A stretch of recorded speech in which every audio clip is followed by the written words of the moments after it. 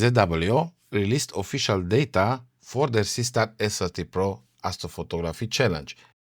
I wanted to test this data and see how far it can be pushed in real post-processing.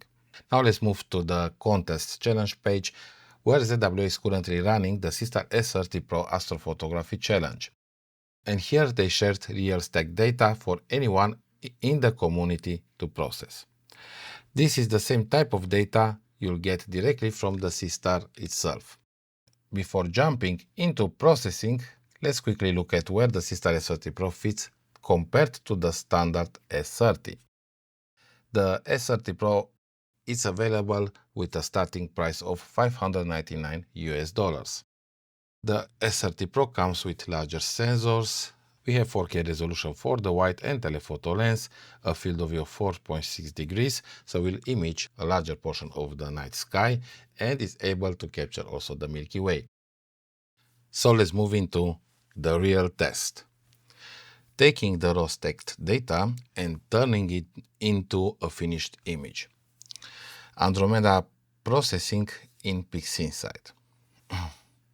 I'm starting with the Andromeda Galaxy data, which includes roughly 90 minutes of total integration time. Astrometry and color foundation. The first step is running astrometry, including a full image plate solve. This allows me to use SPCC, spectrophotometric color calibration, which provides accurate and reliable colors based on real star data. Once the astrometric solution is complete, I apply SPCC to establish a correct color baseline. After that, I will use a processing container that I made to speed up processing in PixInsight, which combines multiple scripts and processes into a single workflow. The first step inside that container is Graxpert, used to remove light pollution and background gradients. Because gradient removal can shift colors, I immediately apply SPCC again to correct color calibration after Graxpert. In the processing container will follow blur exterminator and noise exterminator to improve star structure and reduce background noise while preserving real detail.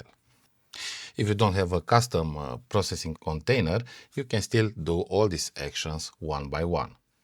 At this stage, the image is ready for stretching. Stretching and structure. Stretching, I will save a copy of the image, and I will also apply blur exterminator again. This is optional. I only apply it when I think I need a little bit more sharpening. And this time I will use lower settings just to sharpen the image slightly more without pushing the data. Next, I use Bill Blanchan's stretched script, which produces a clean, balanced stretched that's already very close to being social media ready. Okay, after this, let's go to color and star control. After the initial stretch, I use advanced stretch, mainly to increase color saturation. I then use star exterminator to separate the image into stars and the starless image. This allows me to continue processing the galaxy without blowing out the stars. After this stage, we will continue with starless refinement with the starless image. I apply advanced stretch again, and then I will use the RGB curve to enhance contrast. I straighten the midtones and highlights while making the dark areas slightly darker for depth to increase contrast. To add more separation, I apply local dynamic range using very conservative settings to avoid over-processing. Once complete, I bring the stars back using pixel matte. This is optional as a backup because I will place the stars back also in Photoshop. That finishes the PixInsight workflow. Now let's move into Photoshop and do a final polish. From PixInsight, export the final starless image into Photoshop and place the star image on top using the blending mode screen, which cleanly restores the stars. After that, I remove stacking artifacts around the edges and corners using the rectangular tool combined with the content aware tool and spot healing brush.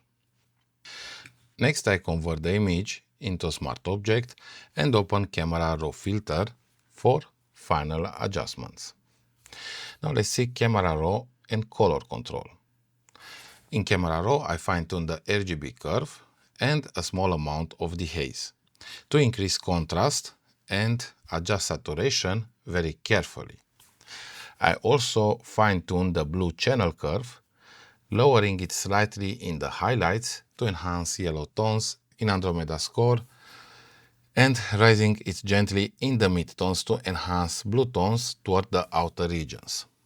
All color adjustments are done carefully to preserve the color accuracy established earlier with SPCC.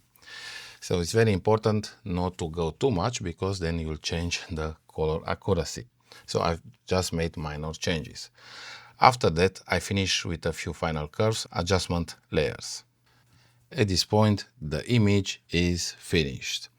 We can also zoom in to see better the details and have a closer look of Andromeda Galaxy before continuing with the Milky Way processing. For the Milky Way, the workflow is mostly the same. The main difference is that I processed an additional Starless copy in PixInsight using SCNR to remove excess green color. In Photoshop, I blended that version carefully using a mask, only affecting specific areas to preserve natural color balance.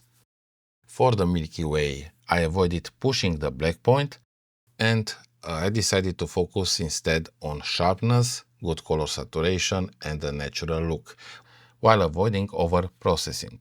This is the final result from the Seestar S30 Pro challenge data. For a compact smart telescope, the amount of usable detail here is honestly impressive. Huge thanks to ZWO for making this data available for the community. If some of you also participated in the challenge, I would love to see what everyone created. And once I get hands-on with the Seestar S30 Pro, I'll be sharing real sky tests and more processing data. Well, I do hope this processing tutorial will help you make processing simple in PixInsight and Photoshop if you're just starting out. And I do want to give big thanks to all the channel members that are supporting the channel. It means a lot your support. And also, if you want to support the channel, hit the join button and you'll get access also to the astrophotography data that I'm sharing for channel members. Affiliate links with the S30 Pro are available in the video description if you are interested in buying this telescope. Hope to see you also in the next video and don't miss the videos that YouTube recommends you to see, including videos with smart telescopes. Until next time, I wish you all clear sky.